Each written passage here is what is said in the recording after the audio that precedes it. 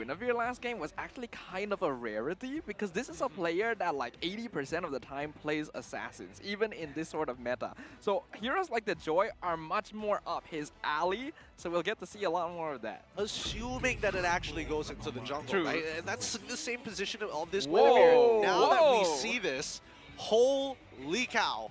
Boys, thoughts? Phoveus, it's been a while, but here at Wildcards, first Phoveus that we've seen, as well as Nolan. I am happy to see Nolan, of course, but Phoveus, oh, dude, I don't know. He's got so many procs. He's got so many things to take advantage of. There's the 1-1, there's the Joy as well. It's also a good counter against the Nolan, by the way. I think it was first popularized against the Nolan by AP Brent or Blacklist. Against Kinda AP hazy right Brent, now. yeah. Yeah, it was used against it. All right, so it's a dash heavy, but at the same time, it's a complete counter against the 1-1, right? If she hops too fast, those demonic force jumps aren't gonna do as much damage as you would expect. Yeah, that is true. I do think that there is a certain level that Phoveus needs to be at. That crossbow of Tang off, that could change everything if she's full built. We've already seen a potential maniac, potential savage coming in from a 1-1 before. Maybe this could be the game. Not to mention that Phoveus as a hero is pretty weak in the early laning phase, and we'd already talked about how Umbrella Squad, all they really need is to win out the lanes, and then the game just falls into their laps. So this is a bit of a risk for Lilgun here. They're gonna really need to snowball onto the Nolan, because if they're not able to, there's not a lot of options left. I think that the focus goes into the mid lane right here, because if your jungle is that important, right? The Joy and the Guinevere, I think, have a lot of work to do in this matchup. So if the mid lane or the roamer is a bit stronger for one side, it's gonna tip the favor in balance of one of these heroes. Both Guinevere and Joy can be very troublesome once they really get that support to go into your opposing side's jungle to try and just wreak havoc there. Yeah. Now we see the next couple of bans start to go through the Bruno. Makes sense. And we also do get to see the Franco as well, which I think is a really smart ban coming in from Lilgun, right? All of them are susceptible to suppression, but worse yet, if you get pulled out of position by that iron hook, you don't have a lot of tools to actually, get out if two other people are sitting by the Franco when that hook connects. And let's not forget, I'm guessing. Oh wait, no, they've already done it for me. Get rid of that Kufra. I was thinking that as well. This is a hero that would be a menace to honestly either team right now, because there's actually quite a good bit of dashing on either side. So the heroes that they're banning here are actually also affecting them. And with neither side's roamer being picked up yet, I'm very curious to see how this is going to affect the pool. So one more ban coming in from Lilgun. Is it going to be yet another roamer ban? Because I feel like the mid lane is something they want to try and consider as well here. Of course, it depends, right? Do they want to go for wave clear, some more damage as well? Because I think for Lilgun, a bit more burst damage would be preferable here with the Guinevere. Because you can lift someone up with the Violet Requiem, and then what? Unless you go full damage, it won't really one-shot anyone. Yeah, no, I agree with you in that sense, right? You're expecting something to have a lot of damage to make sure that you get over that line, or at least be worthwhile, so that Umbrella Squad can actually start to look for engages and you can kind of read into it. Now that the Minotaur is gone, we move on to the second phase here. First pick of the second phase, going over to Umbrella Squad. What are they going to be looking for right now? We do know that the roam and mid lane, unless the Joy is flexed in that direction, are going to be what Umbrella Squad wants. And if they really want to keep Troublemaker as the main playmaker for their team, they'll probably want to keep that mid pick until the very end. But you also cannot argue the importance of a roam hero in the current meta. Ooh, it is going to be a Hilda. I thought Lilgun was going to pick it up against Umbrella Squad. But now that there's a Nolan on their side, it's going to be a Hilda. They also lacked a bit of tankiness right there. So Terizla and Hilda, these are very annoying heroes. And that's might be why they banned the Baksha as well, right? A lot of regeneration here could have been negated by that pick. It could have been like an extremely bad matchup. And I don't know, maybe Lilgun might go for something a little cheesy, be like, you know what, Valier is the way to go here. We're going to have a Valier roam to match this Hilda. She goes in, I just go lock her down for a short period of time and give that pressure back to my jungler. But what if this is a Gwyn roam though? That's still a then possibility. it's a mid-lane Valier. Like, the thing about Valier is that he's so vulnerable to the Joy, right? It's like, yes, he can CC it, but he's generally very squishy. Like, things like the Diroff against tanky heroes do make sense, but... Ooh, All right. interesting. Okay, Well, okay. Novaria, I think it's underrated to try and back up your jungler. Good wave clear and a lot of burst damage, especially in the early game.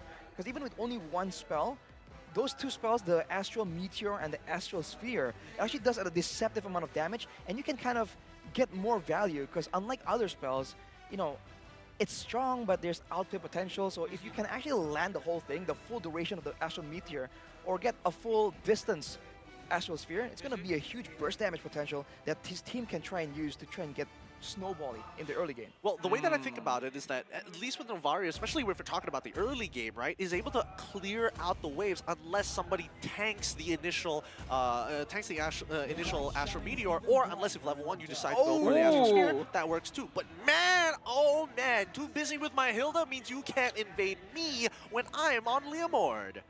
Wait, hang on, what is going on? Where is the Joy gonna go? Is this a mid-Joy? I think it might just be a mid-Joy. We haven't seen a mid-Joy since, I believe, the previous IESF, where the one in Bali.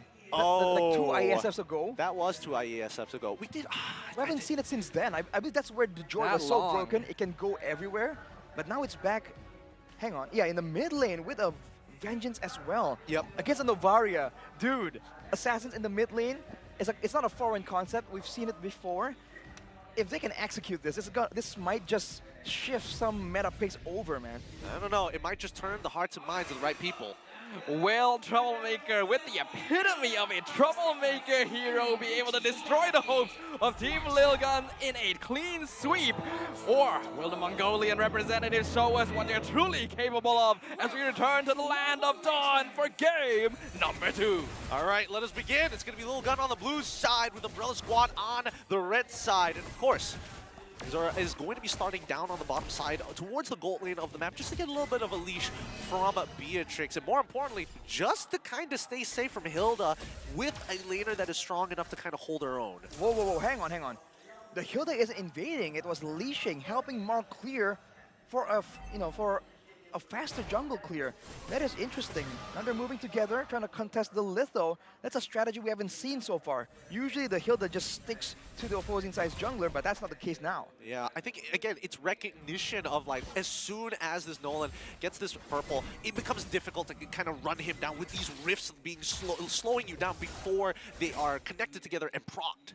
Yeah, but it's a very smart choice by Umbrella Squad here, understanding that the Nolan is going to clear very quickly. So, and invade is likely not going to be possible with that Roam Guinevere, so go for the quick clear instead.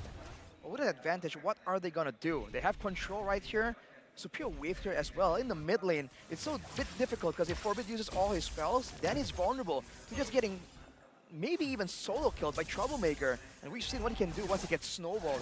Yeah. I mean, Troublemaker would technically be like the quote-unquote the easiest one to gank, but honestly, he's pretty slippery too, right? And this is great for Isaac because that means the mid lane isn't rotating that much and you don't have to worry about that angle when it comes to a gank, but I think it'll be important for him to hit 4 sooner rather than later.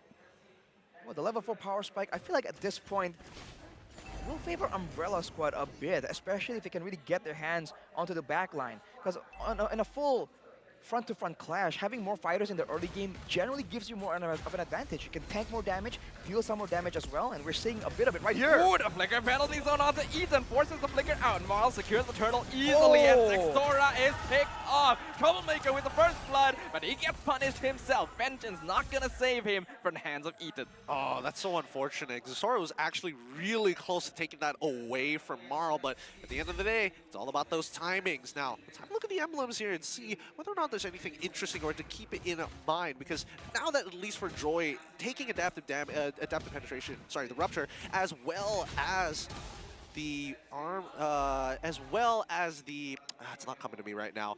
It is The Weapon Master? Weapon Master, that's the Weapon one. Mastery. I was like, Weapon Mastery? I'm like, no, that doesn't sound right. With the Weapon Master, she's going to do a lot of damage, right? It's guaranteed that she is going to hurt, but worse yet, having this Vengeance makes it even tougher. Ooh, Ethan's actually in trouble, Troublemaker. We were literally just talking about it, but Ethan with the Violet Requiem actually able to zone him off just a bit. I actually felt like if he stayed a second longer, that would have been a kill. Maybe it's just playing a bit more conservatively, but the willingness for him to just go in there, even though the kill isn't technically guaranteed, makes it very difficult for Team Lilgun to really react to it. If they know that he can only go in when the kill is guaranteed, then it's easy to predict, to try and counter with spells and the like. But now that they have no idea if Troublemaker is going to go in to harass or to completely, commit all in, to be different. Ooh, Zexora with the Fracture, as well as the Astral Spear, finding Troublemaker, finally getting some vengeance for game 1. I'm sorry, was I watching Dude Perfect there for a second? Because that was literally set up beautifully. Forbid just lays down the ult, has the skill shot ready, and Zexora just has the easy job of pressing buttons and walking away and looking cool. It's that vision advantage that they're able to get right there. So for Umbrella, with having this Hilda, they should really use it to try and scout also instead of just like standing around, because he's not really invading. And now he's just waiting in the bushes a bit more passively. I think he can move forward to some of the bushes that are more neutral in the center of the river to try and get that advantage, because he's not making use of the sustain or movement speed of this Hilda pick. Yeah, again, not finding any value whatsoever. And worse yet, I think that Fangor in these positions, it's a little tough for him, right? Because not only is it difficult to actually get and close the distance against Zexora, but at the very least, he also has to worry about getting blasted by Forbid every once in a while. That's a lot of damage as well. Now with a half HP, gonna try and regen back up, but look at Ethan, keep your eyes on this man. Aizen very far forward. Astral Echo gonna spot things out. Already Demonic Force used up. That's gonna be Violent Requiem in the backline. Turtle secured by Team Lilgun, and they're gonna grab Troublemaker and Marl on top of it. Lilgun rushing him down. A beautiful flicker by Ethan over the wall to get out of the clutches of Fangor and Castle as well. Everything is falling in place for Lilgun. A stark contrast to game number 1. Now they're the ones with the aggression, with the superior burst, and the superior chase potential, with the slows and mobility that they have. Umbrella Squad were just not ready right there. Getting Troublemaker deleted just shows that he was so dominant in game number 1 that in game number 2 right here, he hasn't done anything, but Team Lilgun is like, no, get out of here.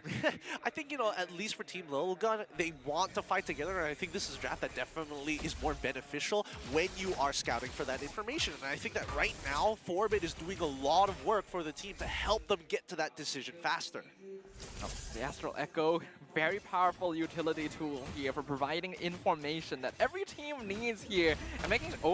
Castle in trouble. He gets a 3-man penalty zone, but he's still stuck by himself. Here comes Marl, though, coming in with the Phantom Steed, dropping Ethan real low. Aizen being an absolute nuisance with the Demonic Force. The snipe, unfortunately, going to miss from Bebex, as well as the spatial migration. Umbrella Squad, beautiful timings here. As Troublemaker comes in, he has his eyes on the goal lane, but Bebex, with the outplay, walking in the opposite direction, not allowing him to make full advantage of his ultimate. Troublemaker still playing this risky. He sees Ethan, he wants him, but he jumps away, and Aizen flickers forward to get the punish. That was wild. What happened right there? Honestly, that was kind of disgusting. He knew that he could outplay that, and he absolutely nailed it, really abusing the game mechanics here. Troublemaker just caught opposition. Now Fangor coming in 1v2.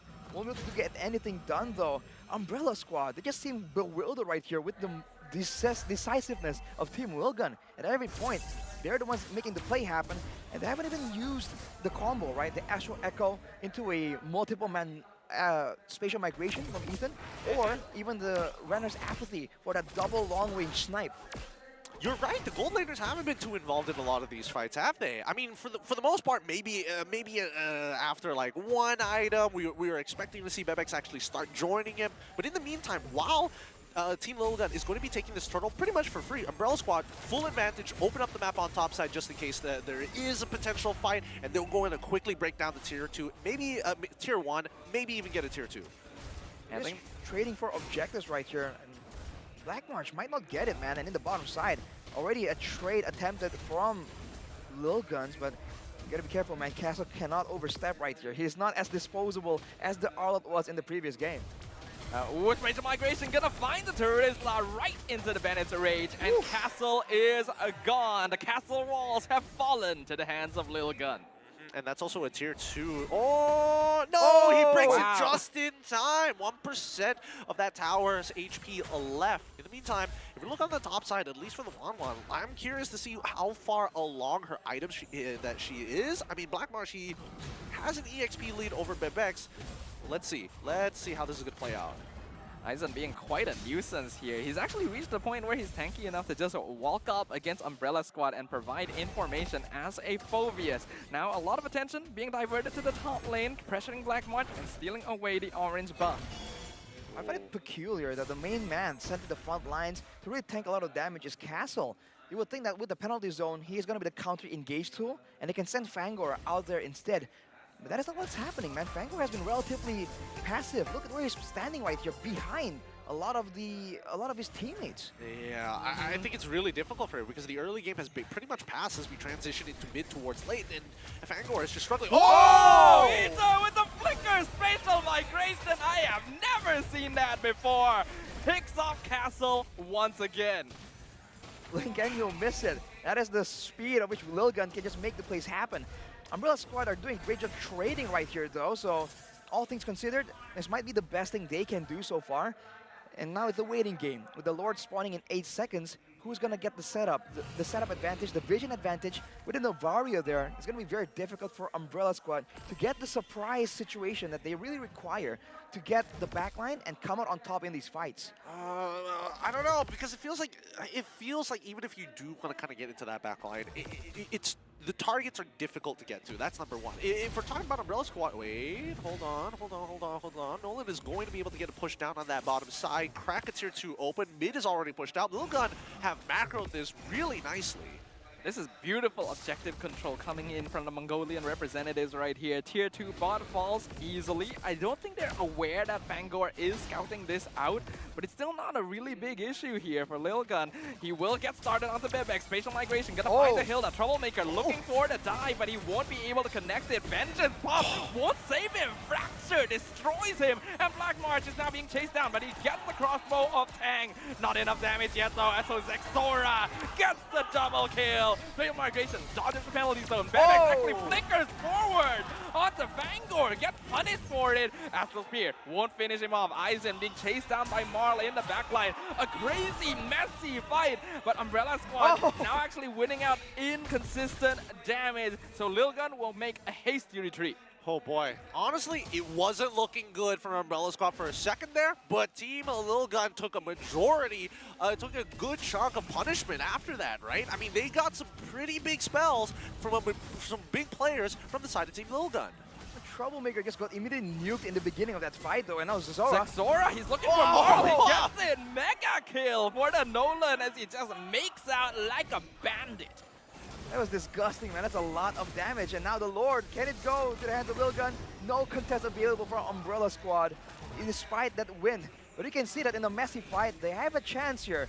There are ways for them to really come out on top in the fight. It all comes down to the execution right now.